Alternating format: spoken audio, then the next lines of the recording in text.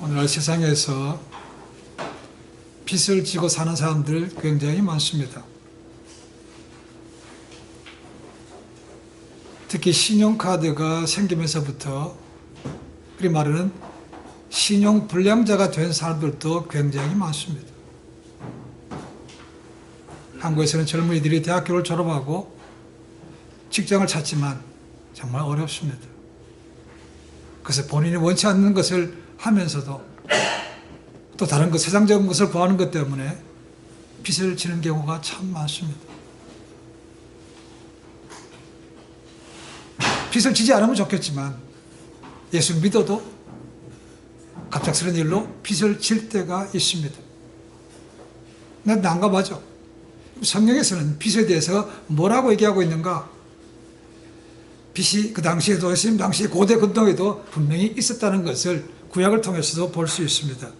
출애굽기 22장 25절, 레위기 25장 35절 38절 말씀을 보시면 돈을 빌려주는 오늘 은행이라든가 아니면 고리 대금업 같은 것이 이미 있었다는 사실을 알 수 있습니다. 돈을 빌려줄 수 있고 돈을 꿀 수 있다는 겁니다. 그러나 거기 말씀 보시면 타국인에도 돈을 빌려주지만 자기 동족들에게 할 때는 특별하게 높은 이자를 받지 마라. 가난한 사람도 포함됩니다. 그렇죠? 이거 얘기하고 있다는 겁니다. 반면에 시편 15편 5절 그리고 에스겔서 18장 8절에 보시면 이자를 받지 않고 돈을 빌려주는 것을 의로운 행위라고 하는 것을 볼 수 있습니다.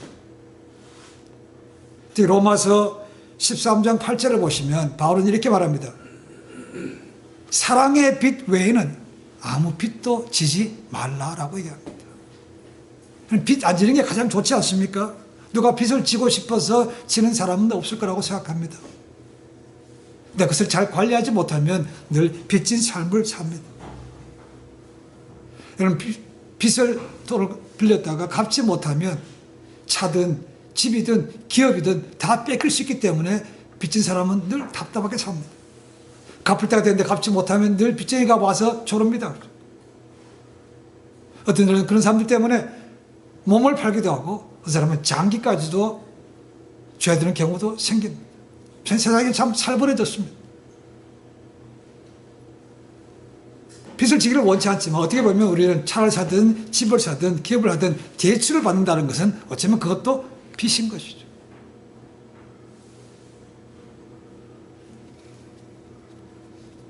제가 부모님께 받은 것 중에 하나는 교훈 중에 하나는 빚지지 말라는 것입니다. 교회도 마찬가지라는 거죠. 그렇지만 불필요한 경우에 할 때도 있는 거죠. 이제 그것이 쌓이고 쌓여서 갚지 못하게 되면 결국은 신용이 나빠져서 다음에 뭔가를 빌릴 때는 굉장히 힘들어지는 것도 맞습니다. 매일매일 사는 가정에서도 유틸리티라든가 렌트비 이런 것이 많이 나옵니다. 텍스 세금도 내야 됩니다. 미국 사람들 얘기하죠. 빌이 날라온다죠. 빌. 그래서 빌을 낼 것이 많기 때문에 미국 사람들이 빌빌한다라는 말도 농담으로 합니다. 우리가 생각할 것은 돈이 많은 사람이나 권력이 많은 사람 누구라도 예외 없이 빚이 지고 있다는 것입니다. 그것은 경제적인 빚이 아니요 하나님께 대한 빚이라는 겁니다. 어떤 빚입니까? 우리의 생명을 갚아주신 사랑의 빚을 우리 모두가 지고 있다는 것입니다.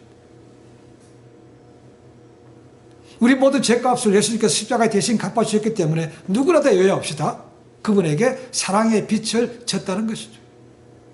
빚을 졌기 때문에 당연히 갚아가야 되는 것이 맞습니다. 오늘 말씀 보시면 사도 바울이 하나님께 사랑의 빚진 자의 삶에 대해서 한 가지로 말합니다. 너희는 사랑을 받은 자로서 뭐라는 겁니까? 하나님을 본받는 자가 되라라고 되어 있습니다.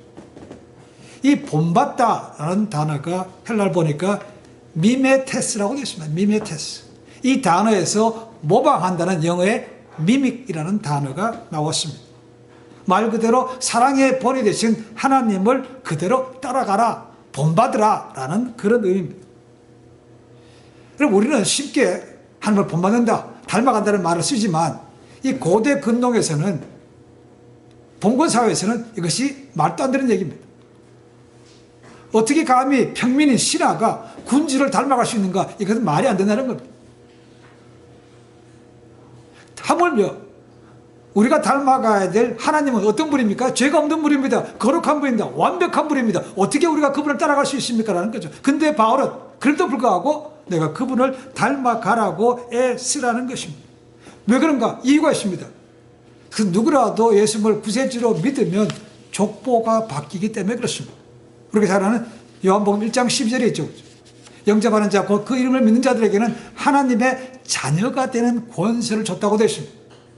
믿음을 통해서 하나님을 아버지로 부르고 우리가 자녀가 됐기 때문에 아버지, 부모를 닮아가는 것이 마땅하다는 것입니다.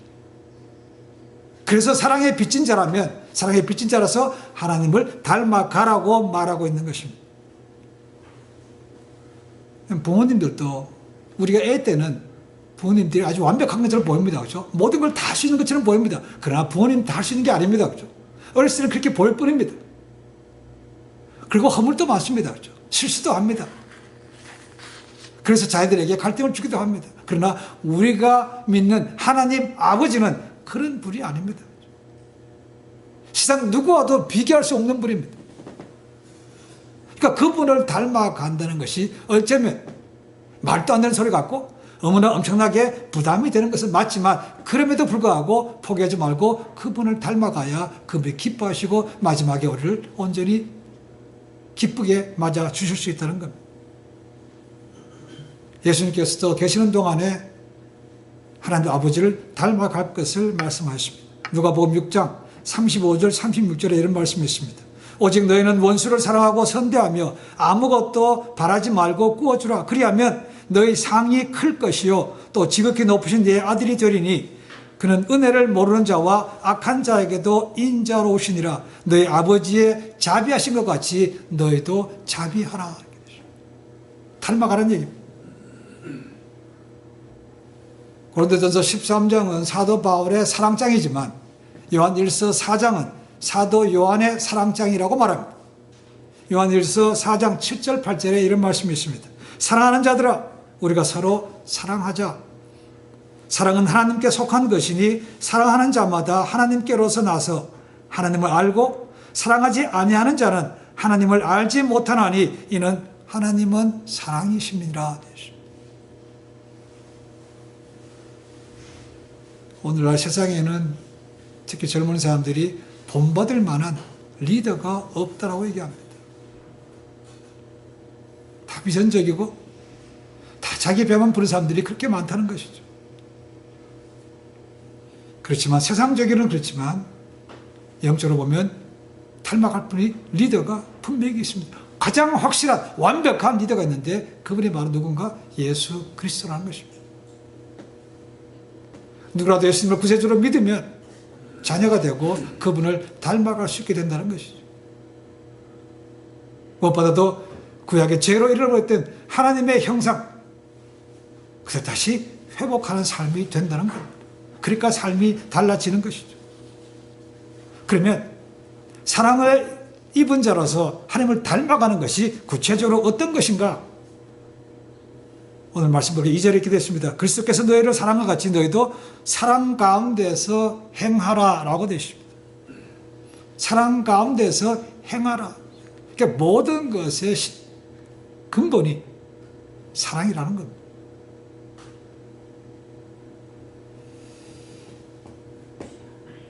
하나님 아버지를 우리가 안 봤는데 어떻게 닮아갈 수 있습니까? 우리 아버지라고 부릅니다. 근데 만난 적은 없습니다. 본 적은 없습니다. 근데 어떻게 닮아갑니까? 그래서 하나님께서 눈에 보이는 아들 예수님을 주신 거죠. 그래서 예수님께서 하신 말씀이 나를 본 자는 아버지를 보았다는 것이죠. 그래서 예수님을 통해서 아버지가 어떤 분인가를 능히 짐작하고 닮아갈 수 있다는 것.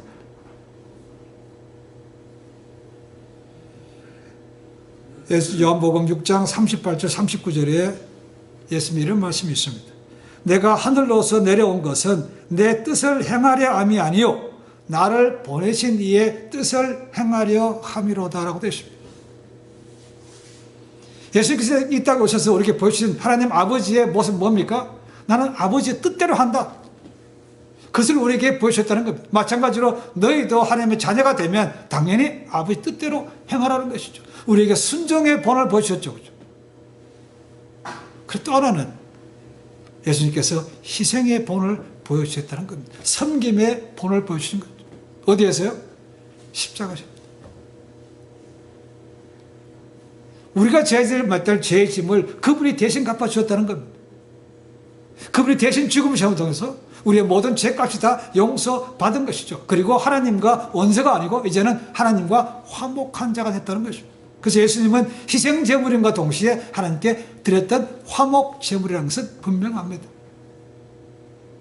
하나님을 닮아간다는 것은 예수께서 보여주셨던 가장 근본적으로 순종과 희생하는 삶을 살라는 것이죠. 그것은 또한 동시에 우리가 말한 제자도와도 연결됩니다. 아무든지 나를 따라오거든 자기를 부인하고 자기 십자가를 지고 날마다 나를 쫓아가는 것이죠. 희생과 순종입니다. 예수께서 그걸 보여주셨다는 거죠. 사도 바울도 오늘 말씀 중에서 너희가 사랑을 빚을 받았으면 사랑 가운데서 행하라고 말씀하고 있습니다. 마찬가지로 말씀에 순종하며 희생하는 삶을 살라 그 말입니다. 그러면 구체적으로 희생하는 삶이 사랑 가운데 거하는 삶이 무엇인가 우리에게 얘기합니다. 먼저는 하지 말아야 될 것을 얘기하고 있고 두 번째는 해야 될 것을 말하고 있습니다. 하지 말아야 될 것은 6가지로 나옵니다. 첫 번째는 음행입니다. 음행은 헬라 말로 포르네이아입니다. 포르네이아. 이 단어에서 영어에 포르노라는 단어가 나왔습니다. 이 단어는 배우자와의 관계 외에 그 모든 어떤 성적인 관계도 다 음행으로 포함됩니다. 심지어 예수님께서 뭐라고 하셨습니까? 너희가 실제로 행하지 않았지만 생각만으로도 그것이 너희가 이미 간음했다는 말은 이 굉장히 중요한 의미를 가지고 있습니다. 생각으로 우리를 얼마나 많이 간음했습니까? 그러니까 얼마나 음행했습니까? 라는 거죠. 남들은 모를 뿐입니다. 우리 생각 속으로 나만 알고 있다는 것이죠. 그러나 주님이 알고 계시다는 거죠. 너희가 하나님의 사랑의 빚을 받았다면 사랑 가운데 거하는 사람은 결코 음행해서는 안 된다는 겁니다. 두 번째는 온갖 더러운 것이라고 되어 있습니다. 이것은 성적인 것과 관계된 도덕적으로 윤리적으로 말한 모든 추한 행위나 말을 얘기하고 있습니다. 사장에 보니까 바울은 너희가 선한 말을 하라는 것이죠. 그런데 선한 말을 하지 않고 온갖 더러운 말을 하는 사람들 많습니다. 그리 말하는 음담패설, 와이담이라고 하는 것도 마찬가지입니다. 물론 농담을 할 수 있지만 특히 예수님을 믿지 않는 사람들에게는 그런 농담도 조심해야 된다는 거죠. 이걸 하지 말라는 것입니다. 세 번째는 탐욕이라고 되어 있습니다. 여러분 탐욕이라는 것은 내가 단순하게 뭔가를 갖고 싶다라는 그런 욕망이 아니고 성적인 것도 여기에 포함이 됩니다. 쾌락적인 것을 포함하는 것도 여기에 탐욕이라고 들어있습니다. 오늘날 사람들이 성적 쾌락을 추구하는 음행을 하게 하는 가장 근본적 아주 쉬운 것이 인터넷이라고 얘기합니다. 그렇죠. 인터넷이 유익한 것이 굉장히 많습니다. 그러나 나쁜 것도 많습니다. 과거에는 음행을 하거나 하려면 사람들 눈이 무서워서 함부로 하지 못했습니다. 그럼 요즘 어떻습니까? 혼자만 있으면 컴퓨터만 있으면 와이파이만 되면 얼마든지 죄를 범할 수 있습니다. 그러니까 죄를 짓기가 너무나 쉬워졌다는 겁니다. 이것은 하나님의 사랑을 빚을 받은 사람은 그런 삶을 살아서는 안 된다는 것이죠. 벌써 한 20년 정도 됐습니다. 한국에 뉴스가 나왔는데 초등학교 6학년이 포르노 사이트를 운영하다 잡혔습니다. 너무나 천진난만합니다. 그 기자가 묻습니다. 그죠? 너 왜 그런 일을 했냐? 용돈 벌려고. 죄라는 생각을 전혀 갖고 있지 않습니다. 용돈 벌려고 했고 나 말고 내 친구도 다 해요. 이렇게. 자, 이 시스템이라는 것이 얼마나 무서운지 모릅니다. 바로 분명하게 사랑을 입은 사람이라면 그런 탐욕, 음행, 헛된 말 하지 말라는 것입니다. 5절에 보니까 이 사람들을 우상 숭배자라고 부릅니다. 골로새서 3장 5절에 보시면 특별하게 탐심은 우상 숭배라고 말합니다. 그러므로 땅에 있는 지체를 죽이라. 곧 음란과 부정과 사욕과 악한 정욕과 탐심이니 탐심은 곧 우상 숭배니라 하는 것입니다. 여러분, 이런 성적인 타락의 문제는 어제 오늘 얘기가 아닙니다. 아주 고대부터 이 세상이 만들어질 때부터 그때부터 있었던 것이라고 얘기해집니다. 여러분, 이런 더러운 사업들이 계속해서 번창하고 있다는 것입니다. 법적으로 당연히 금지하고 있습니다. 근데 잘 잡히지도 않아요. 그래서 계속해서 특히 젊은 청소년들에게, 이 사람들에게 악한 것을 주고 있다는 겁니다. 저희도 다 노출되어 있습니다. 그렇다면 우리의 신앙을 끌어올려서 거기에 대항할 수 있어야 넘어가지 않는다. 쉽지 않습니다. 하나님을 두려워하는 마음으로, 과거에는 그랬지만 하나님께서 우리를 깨끗이 하셨기 때문에 더 이상 거기서 큰을 끌어버려야 된다는 거죠. 우상은 뭔가를 만들어 놓고, 돌이든 나무든 뭐를 만들어 놓고 섬기는 것도 있지만, 근본적으로 얘기하면 하나님보다 사랑하는 모든 것이 다 우상입니다. 분명히 말하고 있습니다. 나보다 사랑하는 것이 있다면 그것은 다 우상이라는 것입니다. 그래서 우상을 섬기지 말라. 나 이외에 다른 신을 두지 말고 오직 나만 섬기라고 하신 이유가 바로 거기에 있습니다.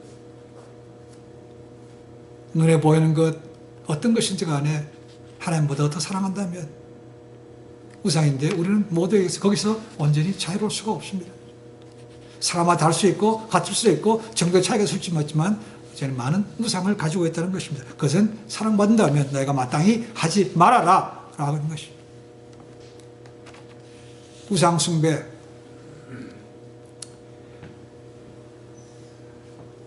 말은 쉽지만 그렇게 간단하지는 않습니다. 생각해보십시오. 우리는 늘 주여라고 얘기합니다. 주여. 기도할 때도 주여, 찬양에도 주라는 말이 많이 나옵니다. 주가 뭡니까? Lord, 삶의 주인이라는 것입니다. 입술은 그렇게 하면서도 우리가 삶의 주인 될 때가 얼마나 많습니까? 그래서 이거는 되는데 이거는 안 되고, 하나님 요것만큼 내가 양보 못합니다 하고 꼭 가지고 있는 것도 있죠. 그렇죠? 정말로 그것마저도 내려놓을 때 하나님께서 기뻐하시고 우리의 관계가 크게 달라지는 것이죠. 예수 믿는 사람은 정과 욕심을 십자가에 못 박았다고 말합니다. 정말 못 박았습니까? 박았는데 다시 뺀 건 아닙니까? 이런 사람들은 바울이 뭐라고 합니까? 하나님 나라를 기업으로 얻지 못한다고 말합니다. 바꿔 얘기하면 천국에 못 간다고 말입니다. 성경 제일 마지막 장인 요한계시록 제일 마지막 장 22장 15절에 이런 말씀이 있습니다. 개들과 술객들과 행음자들과 살인자들과 우상 숭배자들과 및 거짓말을 좋아하며 지어내는 자마다 성 밖에 있느니라. 성에 못 들어가고 성 바깥에 있다는 거예요. 내가 어둠 가운데 있으면서 슬피 울며 이를 갈미시라 라는 말과 똑같습니다. 그렇죠? 이런 사람은 천국에 못 들어간다는 거예요. 하나님 나라는 오직 예수님만이 나의 구세주입니다, 주인입니다 라고 고백하고 정말 주인으로 모시는 삶을 이 땅에서 살아가는 사람들에게 주어지는 겁니다. 물론 완벽하지는 않을 수 있습니다. 그렇죠? 그러나 계속해서 애쓰는 것, 그런 사람이 있으면, 그런 모습에 있으면 그것은 되는 것이죠. 그래서 날마다 옛 옷은, 옛 구습에 썩어지는 옷은 벗어버리고 새 옷으로, 거룩한 옷으로 날마다 갈아입어야 된다는 것이죠. 보혈로만 들어갈 수 있습니다. 보혈로 씻긴 흰 세마포를 입은 사람만 천국에 갈 수 있습니다. 날마다 빨아 씻고 씻어서 깨끗하게 되면 갈 수 있는 것입니다. 그렇지 않으면 못 갑니다. 네 번째는 누추한 말이라고 되어 있습니다. 우리말 번역에 보니까 이것이 더러운 말이라고 되어 있습니다. 누추한 말, 더러운 말. 헬라 말로 보니까 아이스크로테스라고 되어 있는데 아주 더러움, 추잡함, 흉함이라는 것입니다. 음담패설, 역겨운 것들이 여기에 들어갑니다. 덕이 되지 않는 모든 성적인 추한 말들이 여기에 속하는 것입니다. 하지 말라는 것입니다. 다섯 번째는 어리석은 말입니다. 단지 지적으로 어리석다는 말이 아니고 죄의 성향을 지닌 좋지 못한 말을 하고 있습니다. 남을 웃기고 할지는 모르지만 하나님 보시기에는 그것이 어리석다는 겁니다. 여섯 번째는 희롱의 말입니다. 유트라펠리아라고 되어 있는데 이 단어는 성적으로 외설적인 아주 천한 농담을 얘기합니다. 이 모두가 다 말과 관계된 것입니다. 그렇죠? 그러니까 바로 했던 것처럼 예수 그리스도를 믿고 거듭난 사람들은 이제 과거에 했던 그런 온갖 더러운 말과 행실을 벗어버리고 하지 말고 선한 말을 하라는 것입니다. 덕도 되지 않고 교회 공동체가 하나 되지도 않습니다. 그러면서 이런 말을 하지 말고 그럼 해야 될 것은 뭔가? 한번 더 얘기합니다. 감사하는 자가 되라고 말하고 있습니다. 감사하는 자가 되라. 이런 저속한 말 입에 담지도 말고 감사하라는 것입니다. 데살로니가 5장에 보시면 우리 잘 아는 대로 감사가 하나님의 뜻이라고 되어 있습니다. 항상 기뻐하고 쉬지 말고 기도하고 범사에 감사하라. 이것은 너희를 향하신 그리스도 안에서 하나님의 뜻이라고 되어 있습니다.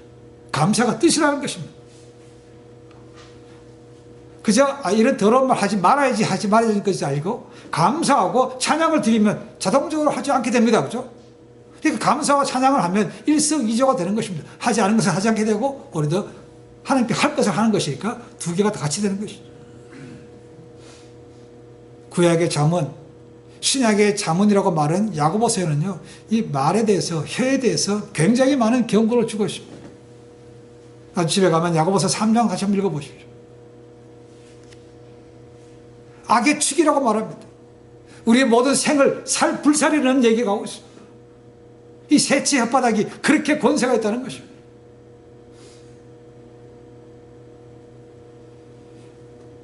야고보는 얘기합니다. 하나님을 찬송하고 하나님 감사하는 사람 입에서 어떻게 다른 사람을 저주하는 말이 나올 수 있는가? 그것은 옳지 않다는 겁니다. 한 입에서 그렇게 나올 수 없다는 겁니다. 한 우물에서 단물과 쓴물이 같이 나올 수 없는 것과 똑같은 얘기라고 말하고 있습니다. 근데 우리는 신기하게도 두 가지 다 잘합니다. 그렇죠? 찬송도 하고 감사할 때도 있지만 악독하게 저주할 때도 참 많다는 것이죠. 이것을 사도 야고보는 많이 경계하고 있습니다. 경고하고 있다는 거예요. 그런 말을 하는 것 대신에 감사하라. 우리는 수없이 들어서 알고 있기도 하고 머리도 알고 있습니다. 그렇죠? 근데 잘 안 됩니다. 그래서 감사하려면 우선 첫 번째로 중요한 것은 내가 가지고 있는 이 현재 삶에 만족할 수 있어야 감사할 수 있습니다. 바로 그걸 통해서 우리는 자족하는 마음이라고 말할 수 있습니다. 지족하는 마음이 있으면 경건에 도움이 된다고 말한 이유가 바로 거기에 있습니다. 디모데전서 6장 7절 8절에 이렇게 말합니다. 우리가 세상에 아무것도 가지고 온 것이 없음에 또한 아무것도 가져가지 못하리니 우리가 먹을 것과 입을 것이 있은즉 족한 줄로 알지어다. 족한 마음이 지족입니다. 이 자족하는 마음이 없으면 당연히 욕심이 생깁니다. 더 갖고 싶은 마음이 욕망이 생긴 것이죠. 이것이 우리의 아직도 버리지 못하는 옛 자아가 있는 것이죠. 버리지 못했기 때문에 욕심을 계속 가지고 있으면 뭡니까? 그것이 죄가 된다고 말합니다. 우리 잘 아는 대로 야고보서 1장 15절에 말씀하고 있습니다. 욕심이 잉태한 즉 죄를 낳고 죄가 장성한 즉 사망을 낳는다고 말하고 있습니다. 욕심이라는 게 작은 거 여들이 있습니까? 절대로 그렇지 않습니다. 점점 커집니다. 그래서 욕심이 커지면 죄가 된다고 말하고 있습니다. 우리 욕심에는 한계가 없습니다. 이것만 있어도 좋겠다고 해서 그거 가지고 나면 다음에 가만히 있습니까? 또 더 좋은 걸 바라게 된다는 것이죠. 더 하게 된다는 것입니다. 그래서 이 땅에 사는 동안 육신을 입고 있는 동안에는 우리 욕심이 끝이 없다는 겁니다. 세상 것을 끊임없이 채워도 다시 채워지지 않습니다. 계속해서 갈급할 수밖에 없는 거죠. 이런 옛 고리를 끊어버려야 된다는 것입니다. 자족할 수 있어야 된다는 것이죠. 그래야 감사할 수 있다는 겁니다. 우리가 오해하는 말씀 그리고 가게를 가거나 이런 데 보면 이 구절을 붙여놓은 것이 굉장히 많습니다. 빌립보서 4장 13절입니다. 그게 뭐래요? 내게 능력 주시는 자 안에서 내가 모든 것을 할 수 있다는 말이 굉장히 많이 써 있습니다. 갖다 걸어 붙여놨습니다. 가게든 뭐든 갖다 붙여놓은 사람이 많아요. 굉장히 좋은 말입니다. 그죠? 내게 능력 주신 자 안에서 내가 모든 것을 할 수 있다. 다 할 수 있다. 여러분 그거는 자기의 취약한 욕망을 채우는 것에 불과합니다. 그죠? 이것을 알려면 제대로 쓰려면 그 앞에 있는 말씀을 알아야 된다는 것이죠. 빌립보 4장 11절 12절에 이런 말씀이 있습니다. 내가 궁핍함으로 말하는 것이 아니라 어떠한 형편에서든지 내가 자족하기를 배웠노니 내가 비천에 처할 줄도 알고 풍부에 처할 줄도 알아. 모든 일에 배부르며 배고픔과 풍부와 궁핍에도 일체의 비결을 배웠노라 라고 했습니다. 이렇게 약하고 아프고 굶주리고 그런 것을 경험한 사람이, 그래도 불구하고 감사할 수 있는 사람이 이런 말을 쓸 수 있다는 겁니다. 자족할 때 이 말이 가능하다는 것이죠. 내 욕망을 이루기 위해서 다른 사람을 이용하고 다른 사람을 짓밟고 이런 사람에게는 이 말씀을 쓰면 안 됩니다. 그렇죠? 내가 없어도 약해도 하나님 이것이 족합니다 라고 하는 사람이 이 말을 쓸 때 하나님 능력이 나타나는 거죠. 정말로 그 사람에게 하나님께서 많은 걸 주시고 더 많은 일을, 선한 일을 할 수 있도록 만들어 주시는 거죠. 이 한 구절만 빼서 자기 모토로 삼는 것은 결코 바르지 않습니다. 하나님 아버지는 온 세상을 말씀으로 창조하신 능력의 하나님, 그리고 그분은 전지전능하십니다. 우리의 모든 것을 다 알고 계십니다. 그러니까 우리의 하나님의 아들, 딸들이 뭐가 필요한지 그분이 모르십니까? 아신다는 거죠. 그래서 그분이 우리의 필요를 채워주신다는 겁니다. 그러나 우리 욕망대로 다 착착착 주시는 건 아닙니다. 하나밖에 없는 아들, 죄가 없는 아들을 십자가에 대신 내줄 정도로 우리를 사랑하신 그 아버지께서 우리에게 뭔가 궁핍을 준다는 것은 이유가 있지 않겠습니까? 라는 거죠. 아니, 어느 부모님이 모든 것을 다 가졌는데 아들한테는 째째해 보시겠습니까? 그렇지 않습니다. 그래도 불구하고 그분이 우리에게 뭔가 어렵게 부족하게 주신다는 것은 그걸 통해서 주신 교훈이 있다는 겁니다. 모든 것을 풍부하게 주면 하나님을 찾지 않습니다. 자식들요, 보십시오. 아쉬울 때는 부모님에게 손 찾아오죠. 손 벌리죠. 그죠? 자기가 문제가 없이는 찾아오지 않습니다. 똑같습니다. 하나님께서 우리의 그런 약함을 아시기 때문에 우리에게 모든 것을 한 사람에게 다 주지는 않습니다.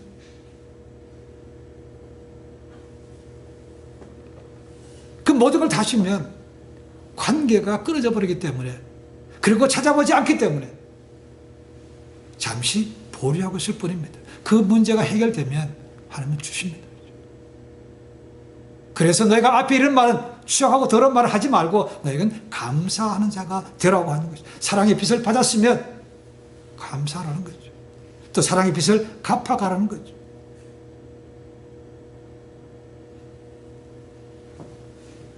어려운 환경을 바라보고 있으면 답답합니다.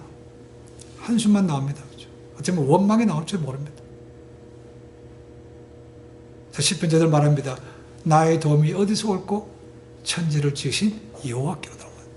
내가 눈을 들어 위를 본다는 겁니다. 거기서 도움이 온다는 겁니다. 근데 우리는 위를 바라보지 않고 늘 주변부터 먼저 봅니다. 이것이 우리가 바뀌어야 될 우선순위인 거죠. 그래서 이렇게 말합니다. 어떤 환경이든 간에 우리가 주님을 바라볼 수 있는 주바라기의 삶이 되어야 된다는 거죠. 주바라기의 삶입니다. 해바라기가 해를 따라 움직이는 것처럼 우리 믿는 사람들은 어디 가든지 뭐라든지 간에 주님을 바라보는 삶이 될 수 있어야 거기서 자족함이 있는 것이고 감사함이 있는 것이고 그리고 찬송도 드릴 수 있는 거죠. 우리의 삶에 감사가 없으면 우리의 삶이 영적으로 메말라져 가고 있다는 겁니다. 우리의 삶이 영적으로 메말라져 가면 유혹이 온다는 것이죠. 그래서 6절 7절에 말합니다. 너희를 속이지 못하게 하라 말하고 있고 그렇게 말하는 사람들과는 너희가 어울리지도 말하고 되십니다. Do not be partakers with them 이라고 되십니다. 그런 사람과 동업도 하지 말라는 것입니다. 무서운 말입니다. 그럼 우리가 이 땅에 사는 동안 예수 믿는 사람들과만 사귈 수 있습니까? 아닙니다. 그렇지 않습니다. 예수 안 믿는 사람과 할 때, 관계에 맺을 때가 훨씬 더 많습니다. 만약에 우리가 믿는 사람과 사귀려면 정말 집으로 떠나서 어디 가야만 됩니다.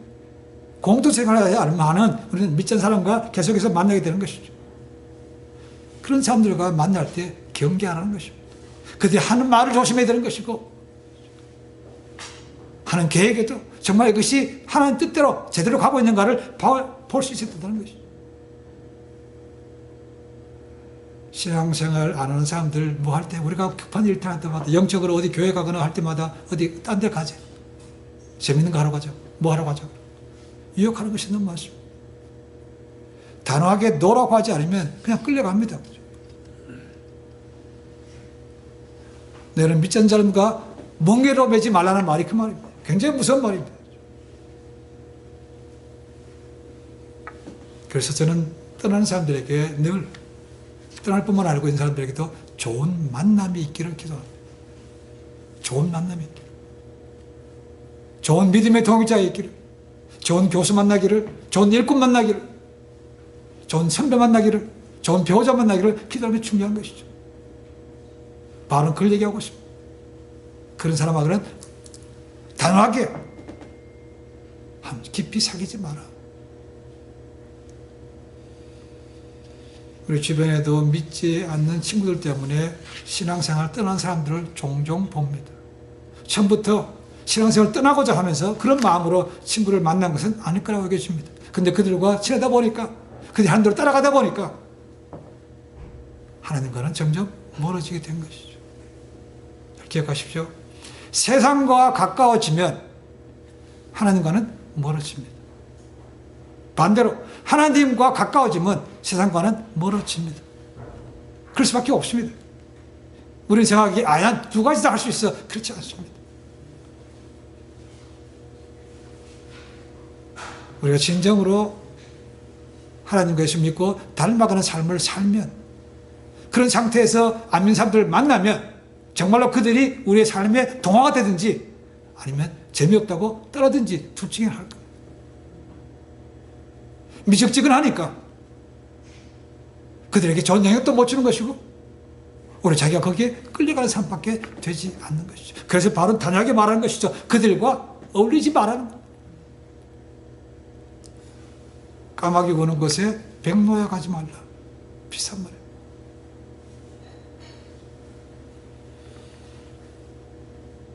믿음의 사람들과 교제하지 않고 세속적인 사람들을 만나고 다다 보면 자신도 모르게 이제 그것이 익숙해집니다. 주입도 그냥 마찬가지입니다. 저는 그런 학생 부부들도 아주 봤습니다. 결혼하기 전은 다릅니다. 결혼하고 나서는 남편이 항상 주일만 되면 여행 가자고 해서 그냥 끌려갑니다. 교회를 못 나옵니다. 우리가 세상에 빠지지 않기 위해서는 우리의 모델이 되시는 우리 주님을 바라볼 수 있어야만 됩니다. 주바라의 삶을 살아야 된다는 것이죠. 그분이 십자가에서 하셨던 일, 그분이 우리를 위해서 하셨던 일, 그것을 기억하면 우리가 경건의 삶을 사는데 분명하게 도움이 됩니다. 그러니까 말씀과 기도와 찬양이 없으면 우리의 신앙을 지켜나가기가 쉽지 않다는 겁니다. 그건 누구도 예외 없습니다. 모든 것을 아시는 하나님께서 지금도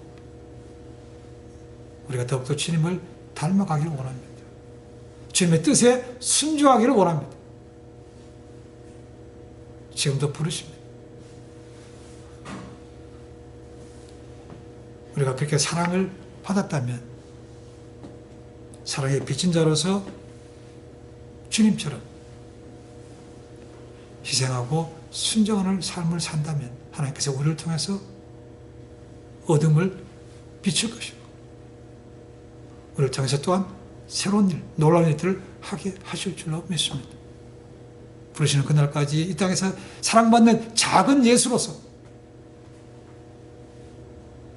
제 빛된 삶을 살 수 있기를 주님의 간절히 축원해 드립니다.